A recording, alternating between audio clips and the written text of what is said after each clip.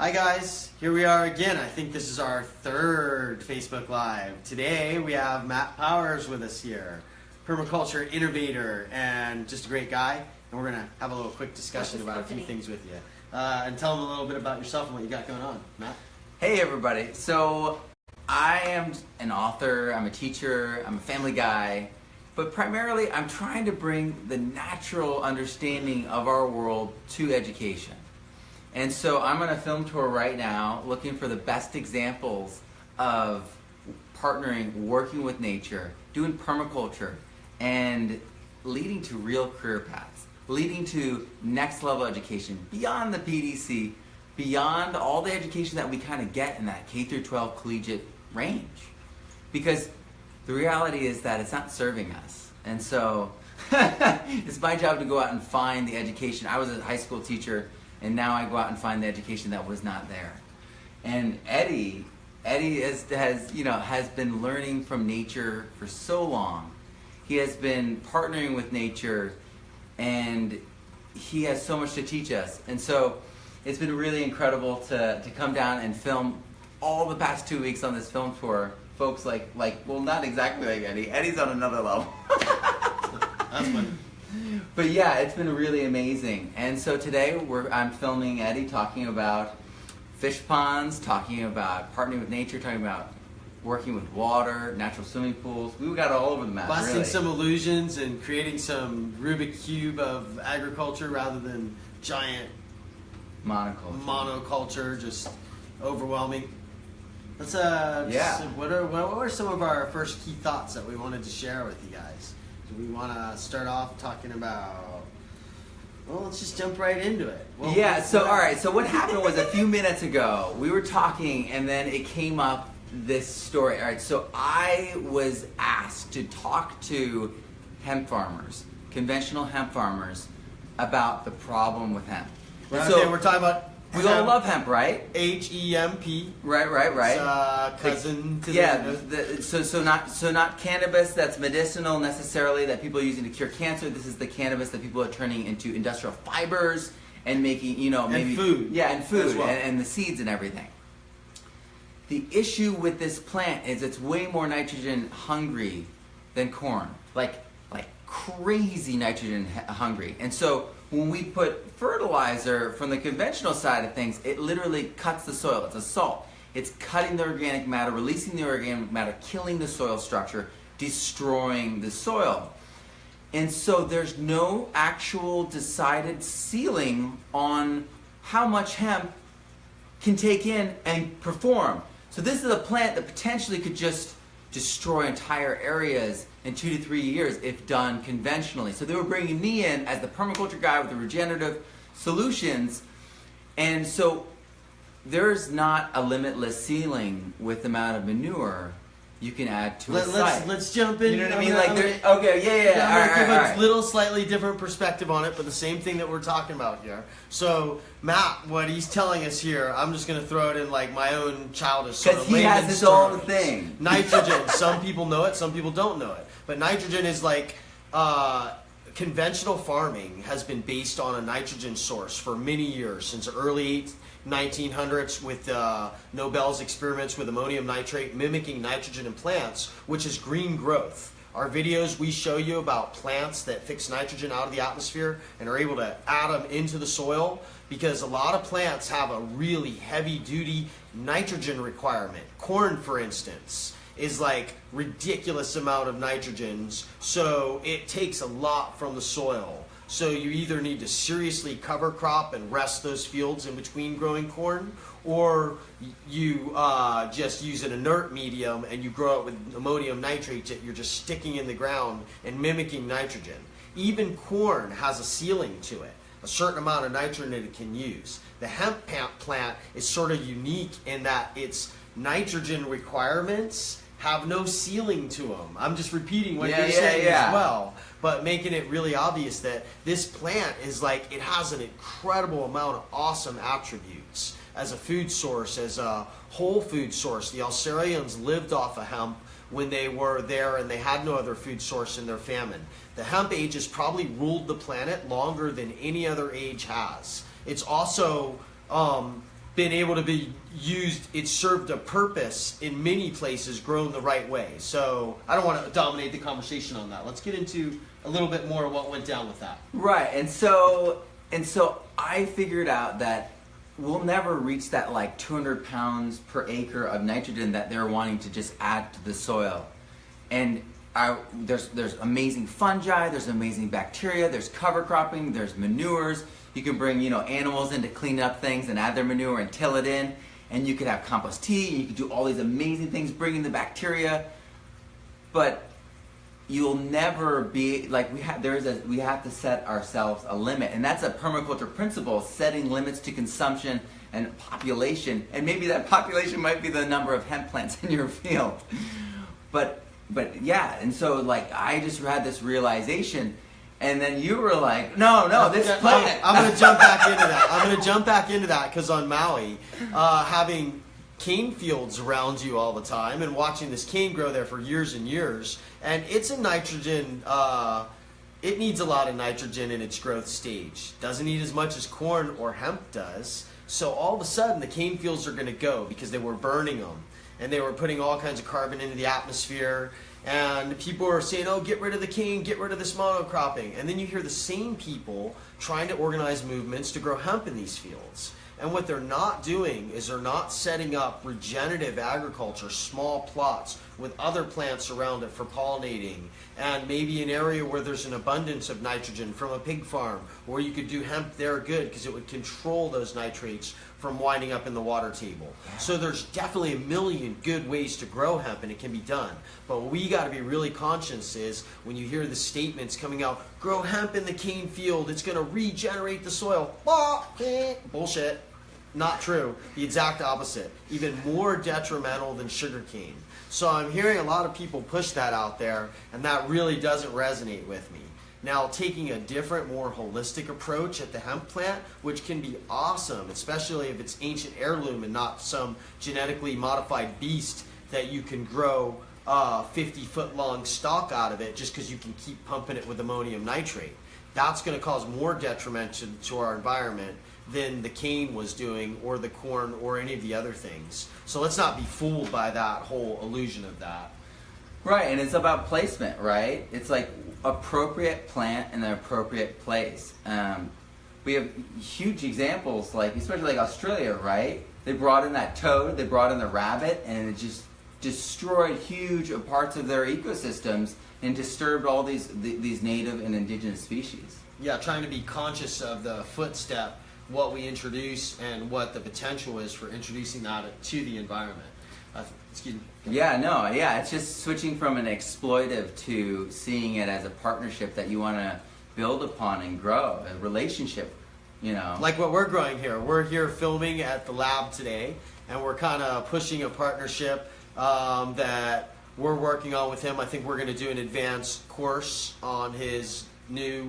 You explain that. Yeah, it's all good. So Eddie is one of over 40 different teachers that is highlighting the career path that he teaches in his own courses, in my course. So I'm kind of like the Sorting Hat, the Harry Potter of like, of like permaculture right now, because we don't have clear path for any of these graduating seniors from high school. We don't have any clear path for a lot of these kids coming out of college. And people want to do good. They want to make money. They want to serve their community. And at the end of the day, they want the world to be a better place. Holistically. We all want that. And we don't have a clear path towards that. And so, Living Earth Systems, the education that you guys bring to the world, and all these other groups I'm trying to bring together so that we can actually have a career. I have a regenerative career guide I'm building right now, and that goes along with this course. So that people can take this course, see all the possibilities, and start linking and combining and taking maybe their whole college career, saving tons of money. Right.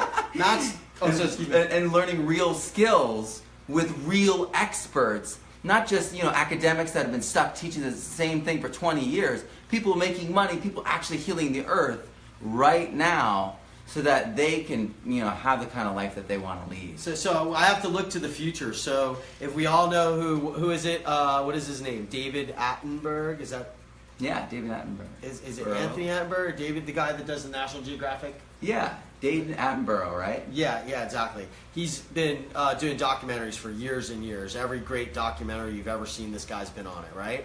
So this guy was not a naturalist. He was a great voice for it. But he got to travel all around the world for 50 years or so and got to see the most amazing animals, lots of them that aren't even on the planet anymore. And he became an elder by his experience of this. That's where Matt is headed down the road.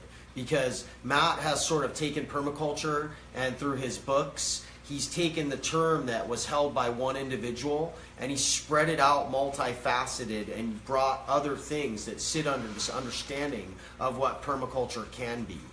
Sort of like a new paradigm of permaculture and the principles of something that was brought up. I myself kind of refer to that as regenerative and regenerative movements towards that same thing. So just my hat's off to you that we're stoked to be doing something with you and what you represent and the way you're doing it. So I think that's, hats off to you on that and to share that with you about Matt. Here. Thanks, Eddie. Yeah, no worries. And so one other thing was our Rubik's Cube of agriculture. Yeah. So I was like, we got to end monoculture. And then you had this brilliant answer to that. I don't know if it's brilliant, but the whole idea of like, how can we turn our whole giant monocropping available land just is the answer as simple as just Rubik's cubing it, just switching it up and having all these smaller little areas and diversifying so that we're allowed to have pollinators and natural ecosystems and repair and sequester carbon and kind of redefine how we look at it. Is that possible for us? That's a question we're all going to still be asking ourselves, I think, for a long time. But I think conversations like this open up the door for it. Absolutely. Yeah, so like regenerative organic agriculture, like that concept and that term, this is really the year for it. The Rodale Institute is spearheading this initiative along with Patagonia and Dr. Bronner's, and this is really the year of regeneration. This is the year that we're going to have that conversation, at Thanksgiving or at Christmas with our family, that they're like, what is this word? I found this thing in the supermarket and it had this label on it, and everyone's going to be asking. And so this is the opportunity for all of us, you all included. You understand the word. This is the opportunity for all of us to bring that next level conversation and say, this is the future. The future. This is the abundant future that we all want. And and then you dive into how beautiful it can be, because it goes anywhere from there, right? Yeah, the conversation is up, and this is the year for it. I think with all the things that we see turning over, some of the things that have been put in place to sort of protect our environment, a lot of those things have been overturned, and we're facing some hard times right now. We might see oil rigs off the coast. Who knows what we're going to see happen? But sometimes it has to get worse before it gets better. So we can all look at it as sort of a time to wake up, to start taking responsibility for ourselves. And building a resilient skill set. Yeah, building, also said in the back by Sam, she's in back, she should come say hi. But she's talking about, tell them that. I was just saying that in these times that it's potentially going to get worse. We really need to be coming together to build our resilient communities, resilient selves, resilient lifestyles, because we're human beings and we can handle it, and we can be doing better. Cool. Yeah. Anything else on that note of how we can do better? Yeah, I totally believe that all of us can do better. I believe that if you are watching this, then you are feeling that call. And if you're feeling that call, then you absolutely can rock it. You can succeed at this. You can make this your life. You can make this the thing that gets you up in the morning and puts that pop in your step. I like it. So I think we're probably going to wrap this up here, but we have a couple of things going on. You're going to see what we got going on with Matt, and then we're going to release that onto you as we go. We're doing function in, you want to tell them about the Kiss the Ground event? Yeah, this Sunday, if you favor, the soil and our future over football, come join us in Venice. Oh, Super Bowl Sunday, right? Yeah, it's Super Bowl Sunday. Superhero Sunday. Yeah, we're about super soils. You know, and making that connection, getting that information out there. So we're working with Kiss the Ground, and we're having this event in Venice at their gardens, and it's really going to be incredible. It's a free event. It's family friendly. We're having there's goodies. There's goodie bags for people who come. We have Dan Marquez, who's regenerating the ocean. He's got this amazing vision for how we tie up that eutrophication and we turn it into a benefit. And we start healing the ocean, sequestering carbon, and feeding ourselves all at the same time. And then we have Eddie, who's going to come inspire us with his story. And then I'm going to speak about how all these things interconnect. And then we have Frank Goldbeck of Golden Coast Mead and how we can have regenerative alcohol, how we can enjoy ourselves and at the same time have that mead be healing our soils, healing our ecology, and making the world a better place. And we also have Todd Salemi of Organics Alive, and yeah, I really hope he tells his story about like healing trees that are suffering from bark beetle, and like you fed the tree, you nourished the tree, and literally the beetles are falling off. Hopefully he tells that. Hopefully he doesn't get me saying that. But yeah, like it's so wild that people are like, what is this? They're freaking out because he's figured out how to really nourish plants at a fundamental level. He's healing burned trees. He's healing bark beetle trees. He's healing huge landscapes. Partnering with landscaping companies, making it a reality. So it's going to be really like an amazing day. And it's 1 to 5. It's in Venice. So drive up the coast, drive down the coast if you're in California, and come meet us. Where can people find you online? You can find me at thepermaculturestudent.com. You can find the Permaculture Student on Facebook, and then I'm also Permaculture123 on Twitter. And so, yeah, I've got my books for free. Actually, most of my educational stuff is free. I've got almost a 400-page book online that's peer-reviewed, cited. It's the first permaculture peer-reviewed and cited textbook ever. It's the first high school textbook and college textbook. So it's like a treasure, and that's why I want you to have access to it. And so it's on my website, thepermaculturestudent.com, and it's a PDF, so you can keyword search it and find anything quick. Super cool. So this is like, for me, it might have kept me in school. I've got lucky. I went to the School of Nature anyway, and I figured things out on my own and pretty happy with it. But the idea of being able to have it in this, is this going to shut down on us here real quick? What is that what it does? It's on a timer? No, it's 10, 9, 8, 7, 6, 5. It's battery dying. But Oh, okay. Limited cool. time. So I'm going to wrap it up pretty quick here, guys. We're launching our Earth Stewards Club in the next level, which we can constantly give you guys content, and that can help support what we're doing. We were going to talk about our worms eating styrofoam, but we'll save that and some of our conversations with Yvonne Chenard about regenerative agriculture and some of the many other things we have going on right now. We'll start sharing that a little bit at a time and try to be really consistent with you. So again, thanks for joining us for the Facebook Live from me and Matt and Sam back there.